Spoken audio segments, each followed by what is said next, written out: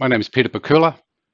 Although I love game fishing and that's my business, I certainly like getting out of Queensland in winter and fishing the tropical flats for bonefish.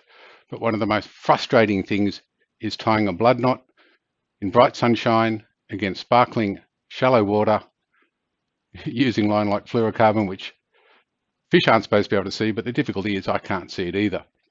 So I've used every tool I can possibly find, and I saw a brilliant video by a guy called Chris Fave using a toothpick, but sadly he's got the dexterity that I've never had.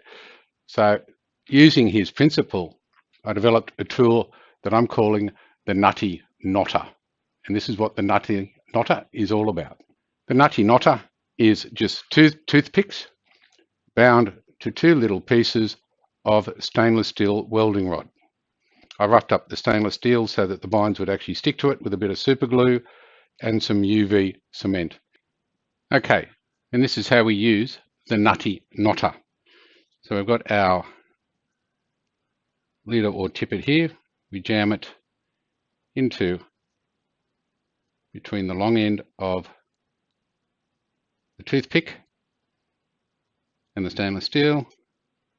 Jam the other line you want to join, going the other way, on the other side through the other toothpick. Then simply wind the little tag in. We've got about 3 or 4 inches there.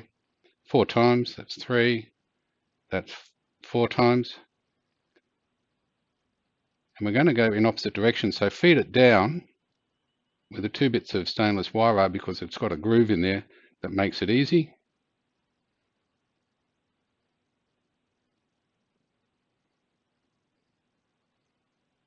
Grab the tag end and jam that in the toothpick at the top. That's one side done. Now on the other side we do the same thing. We're going to go around 4 times. 1, 2, 3, 4 times. And the other time we actually went down the tool. This time we're going to go in the grooves going up the tool to tie the blood knot. Pull the little end through. Once again jam it in the top of the toothpick.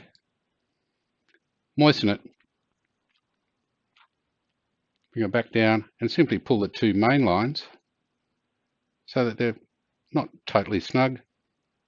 Pull out the tag ends from the top. Snug it up a little bit more and then simply slide it off the tool. And to do a blood knot properly, you don't actually pull slowly, you actually jerk it tight.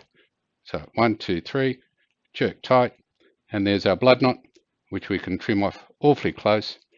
And that little tool can be used anywhere on the flats. You can trim it off very close. It's a strong knot. It's a knot Peter Morse told me to use, so I've worked out how to do it.